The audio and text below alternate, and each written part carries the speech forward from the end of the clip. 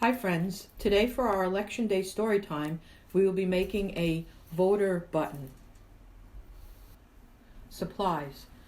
You'll need a lid from a container. I used one from an oatmeal container. Looks like this. You'll need a piece of red streamer, a piece of white streamer, and a piece of blue streamer, all the same length. You'll need star stickers, scissors, packing tape or some strong tape, regular Scotch tape, and a Sharpie. First you'll take your Sharpie, and on the lid you can write future voter, or you could also write I voted if you participated in our voting for books on our website. Then you'll take your streamers